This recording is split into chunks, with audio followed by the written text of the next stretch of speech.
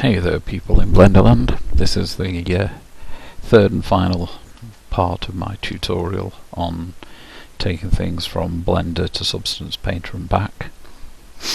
This was just going to be initially straight into Blender and pulling in the textures. However, yesterday someone made a comment on the Substance forums asking about applying textures to just specific points of the mesh.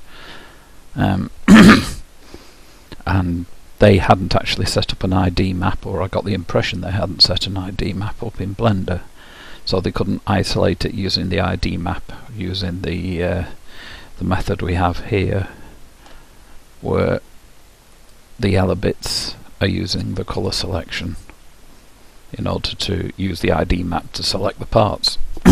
Excuse me, as can be seen here. But they wanted to do it within Substance itself. I did touch upon this in the part 2, but I'll go over it here. And if we take, in fact, seeing as we've got this selected, let's take that and let's give this one of the rings a different colour.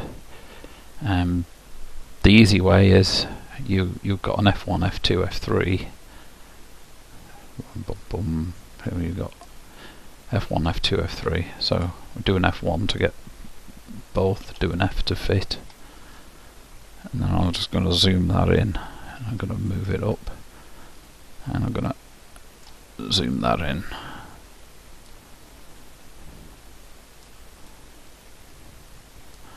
Like that. Get it more or less level.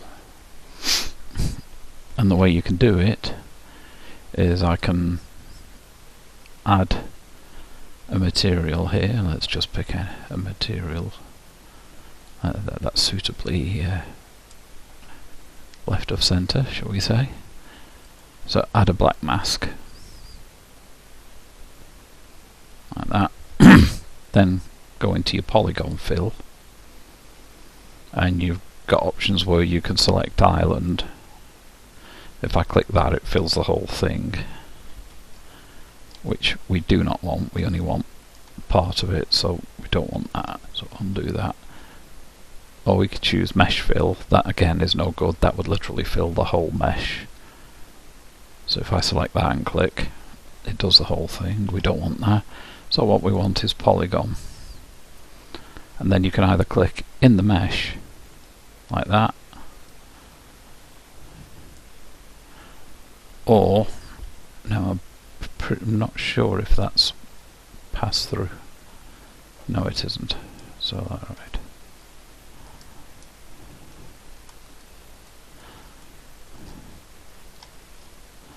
There we go. Let's move that up. Or you can actually do it here within the UV map itself.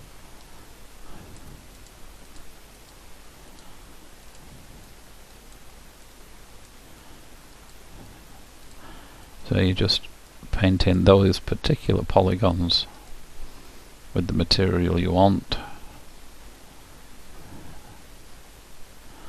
and if I set the colour to black, you can unpaint those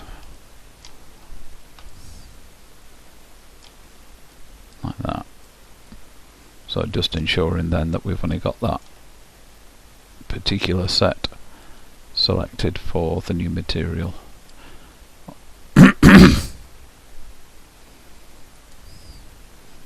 Go white, and then just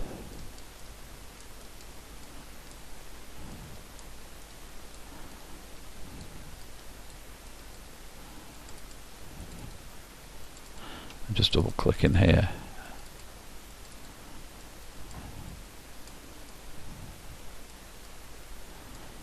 There we go.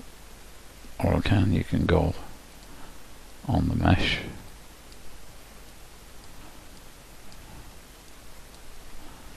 It's entirely up to you.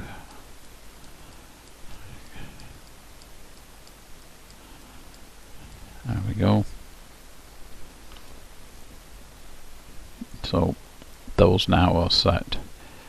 It looks like it has selected someone there, so again drop down to black, do that, and you're taking the paint off, because don't forget this is a mask, so white is on, black is off, and that's that. So you've now just assigned that particular colour to that. So that was just a quick example of how to do that. I shall revert that by just reopening the file. Wait for it. There we go. So the other thing to touch on is the export. What I didn't do is I didn't cover creating your own export setup. I used one I created, but I didn't explain how to do it, and it's not that difficult, so we'll cover it. Let's start with this, which is the standard PBR. Just duplicate it, then right mouse button, rename. Let's call this Blender output. Alright, now the other thing is, I'll leave that as it stands for now. The other thing is in the project configuration. If it's Blender, make sure your normal map is set to OpenGL, not DirectX. Or alternatively, make sure your export thing outputs both. So let's say, for example, you'd forgotten to do that because the default is DirectX. We can go into Export Textures to our configuration, our Blender output, and say we don't want a missive, we can just delete that. Now we can add an RGB,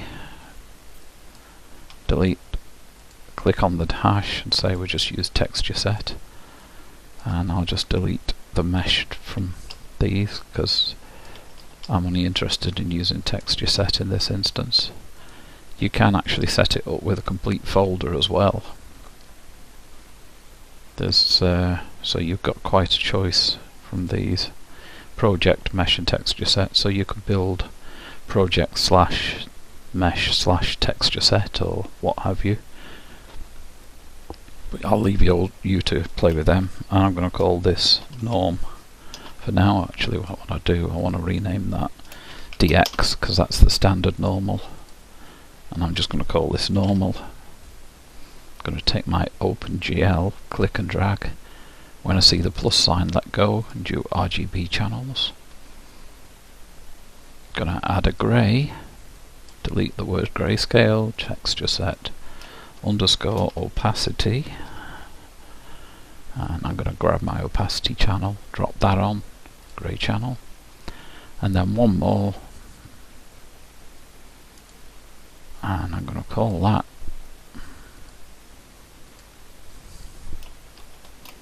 ambient occlusion. Now there are two. There's your input map and then there's the mesh map. So I would take the mesh map, grey channel. So they are now going to be my outputs for Blender.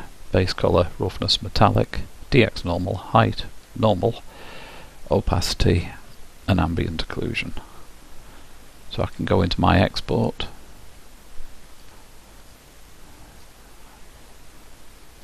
look up here, Blender output, and then you can confirm that by opening this. You see base color, roughness, metallic, all of these, and I want to output 2048. Even though I've worked in 1024, it will calculate 2048.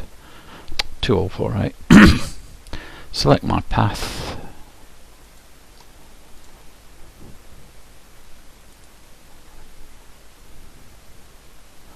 Yep. Guess mask 2. Select. And then export everything.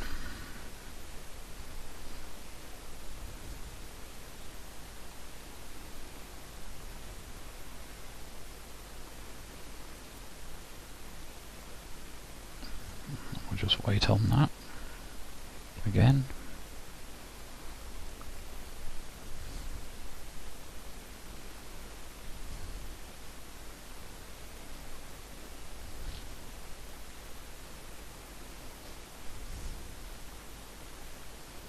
Nearly there. Job done. Let's have a look at the folder. There we go.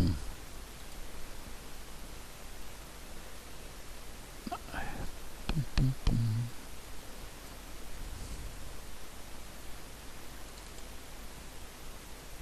So let's see, tank and yellow.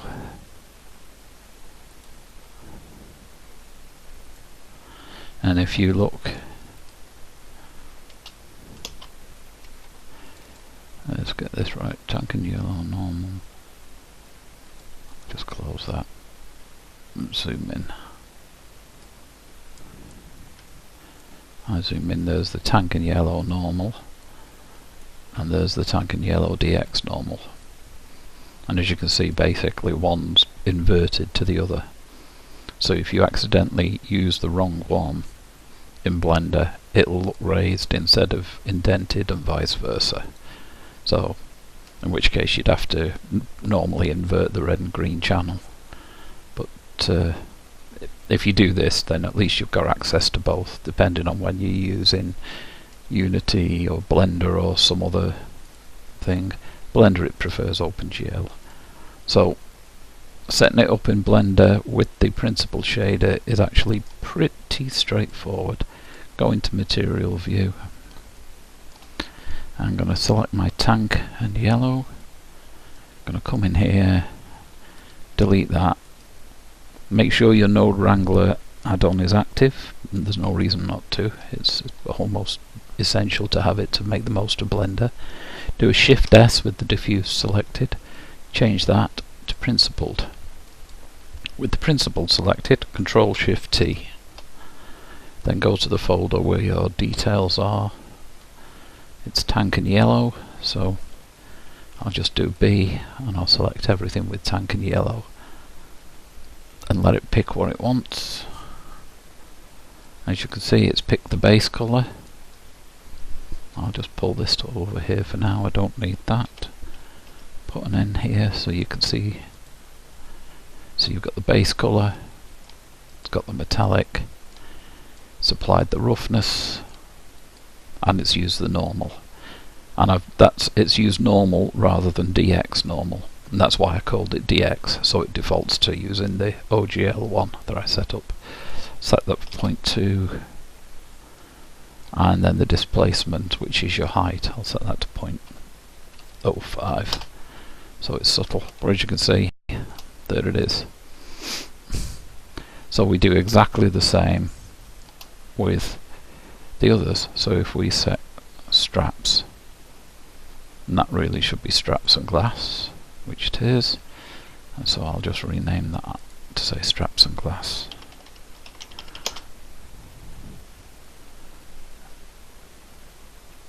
So again, in here you can change it here if you want principled.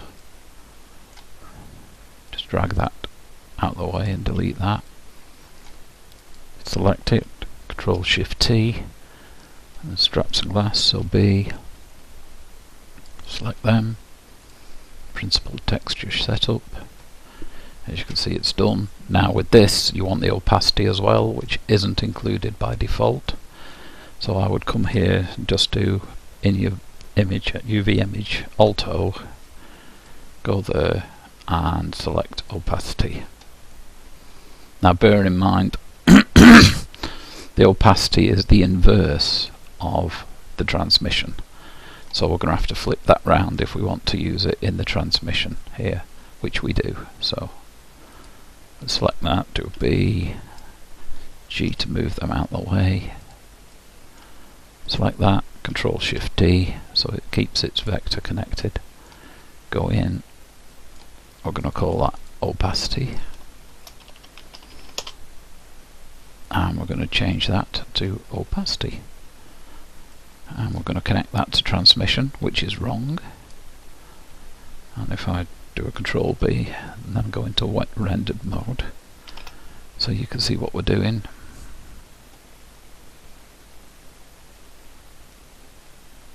What we need to do here is we need to add either a color RGB or a color ramp. I tend to normally use color ramp. If I shift click on that, so that's what I'm playing with.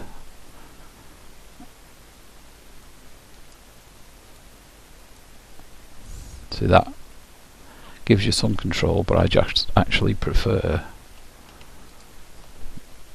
to use a color ramp, because then you can really see what's going on.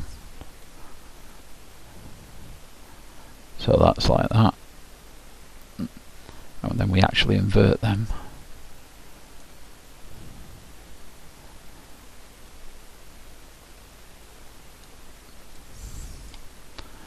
Click on there. We don't need metallic at all actually, so we can just cut that because nothing's metallic.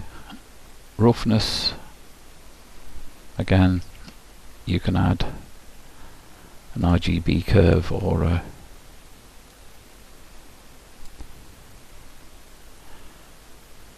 a color ramp.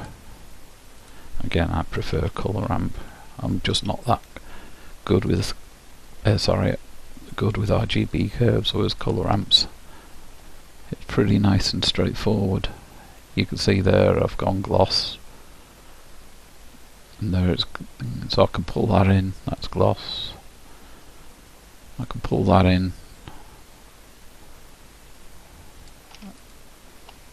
pull that right in. So pull that over, pull this over here, shift click, control shift click on that, and then I could play a bit with the again, you can do that. You can see how there it's completely shiny, there it isn't, so you can just control that. So that's how you'd use another map. Alright, so again we come to the mask, do the same thing, delete, delete that, shift S, shader, principled, click, control shift T, mask. We can really ignore the ambient occlusion for this, for what we do. And I could bypass the DX normal, but it's not going to get used, so it'll just get ignored. So again, click on that, 0.2, click on that, 0.05, there we go. And then the final one is the tube. So click on the tube, click, delete, click, turn that to principled shader, control shift T, B, principled shader, setup. And there you are, it's done, and it's that straightforward. And I can go to my world, change that to an environment texture. I can actually go along to where we have the textures for substance. I can use that, call that 0.6. So there we go. Shift 1. Go in here, sorry, Shift 1 to include the lamp. The sun. Let's ramp that up. Not quite so much. There we go. And Shift F5 there. Just see. Rotate it so it's coming from a different angle. There we are, that'll do. And Shift 3 back to there.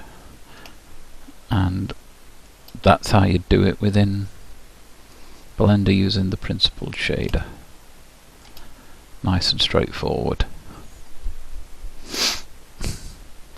So that's what you would call the long grey round, but thanks to Node Wrangler and the principled shader, it's not really a long way round. So what I'm going to do now is I'm going to revert this, put it back where it was. Now going to show you the livelink plugin.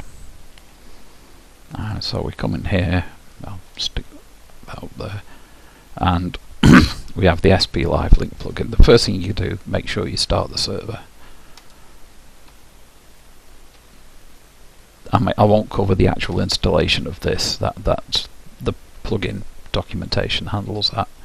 So I'll come in here, and I've got my livelink plugin there. Can expand that out.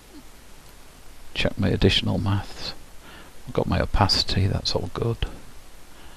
Path configuration. I've set that up to point to the directory where my textures are. Now, because I've already done this, all the textures are already there, but I would do create all in normally. So let's say we've done create all. In fact, if I do create all, what will happen is it'll resend out, it will re-output all of them. But one thing it will do, it'll go and talk to Blender, and it'll automatically assign a setup principled shader using those things. So we'll leave it to go about its business. This will take a while, but the faster your machine, the faster this will happen. I'll put this in material mode so it'll be immediately obvious when it's finished. So we're just waiting on it. Let's say it does take a bit of time. And there you are. That says it's done. I mean, if I go into rendered mode now, there we are. And again, we'll do the same with this. I'll make it an environment texture.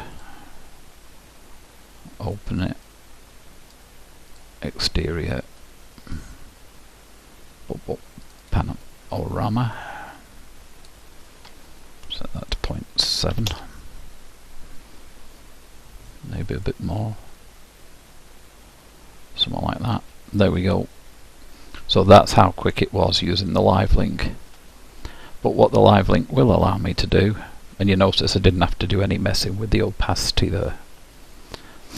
Livelink will allow me to go back into Substance Painter and say, let's take this guy, and I decide I want the tank now to actually be a green. So we come down here, select that, and just pull this down, and that's sort of greenish, and we'll drop the value a bit, and we say okay, that's fine. Go to the livelink plugin and just refresh current. Switch to Blender. Wait a bit, and there we go. It's that simple. And we lift that up and zoom in like that, and then say okay, well, I want to add a bit more detail on that now. I want to make it dirtier.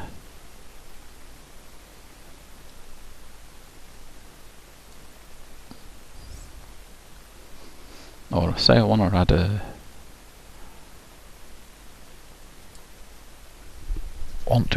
decal, so let's add a layer, and we'll go to all.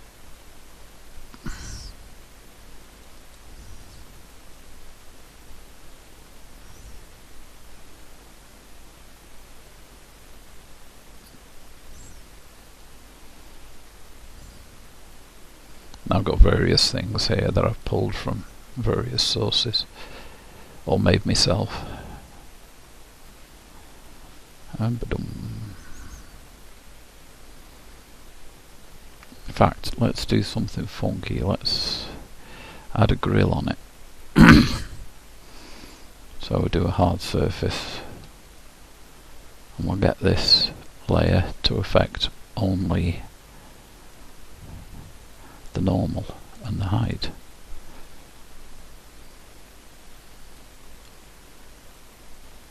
So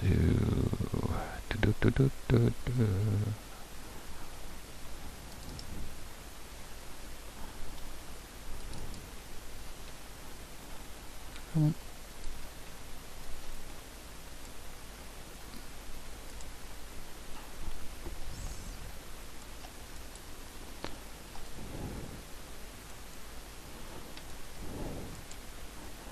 You can see that that's affecting that.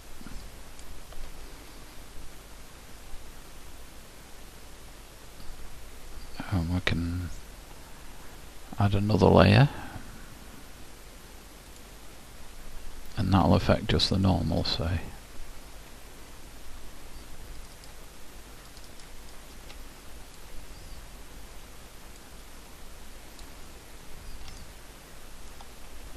And no alpha.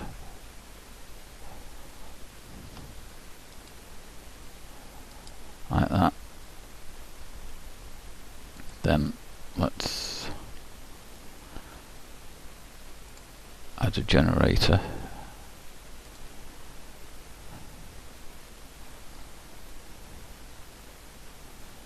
Not a generator, sorry. Let us add a filter.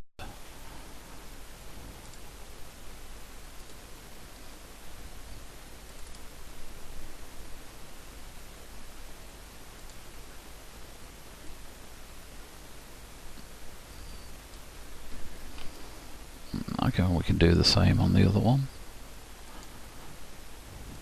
Add a filter.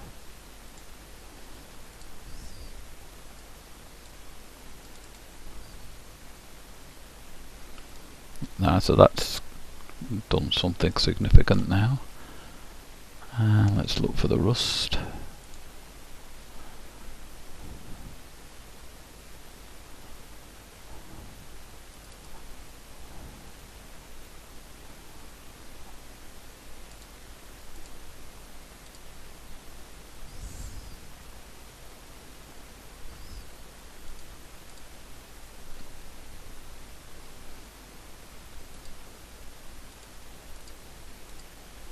Right, so we'll take that one, click in here, and I'm going to add a paint. I'm going to go with the brush. I'm going to go with brushes. Gonna go with Dirt 2. Shrink that right down.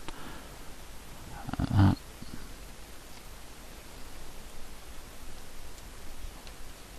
Oh, black, I want white. Do we want white? Yeah.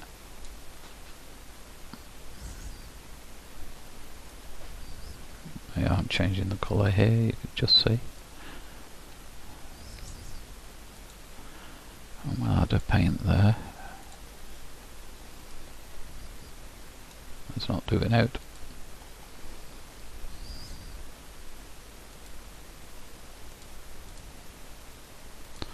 Just leave that like that. Okay, so we've got that. And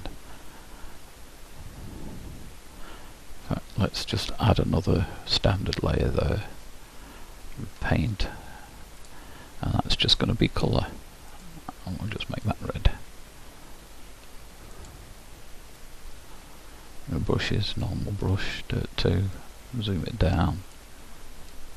Get a bit of red splatter here as well. So there, I think that's suitably messed that up, hasn't it? So again, go to livelink, refresh current, flick over to Blender, let it have a think, and there you go. So it's really handy to be able to make changes and refresh it in Blender if you want to do that. And that's pretty much all there is to it. That's that then. If I just pull that out, and let's just give that 8, say, so it can juntle her along a bit cleaner. Right, let's bounce it up a few more. As you can see, it's done the job. So it's really useful. It shows you how flexible and powerful Painter is. I would highly recommend checking out the Algorithmic Academy on Painter. It's got some really good tutorials on it. And that's that. If you enjoyed the video, again, just let me know if you've anything you've got questions on or anything you're interested in. Drop me a line.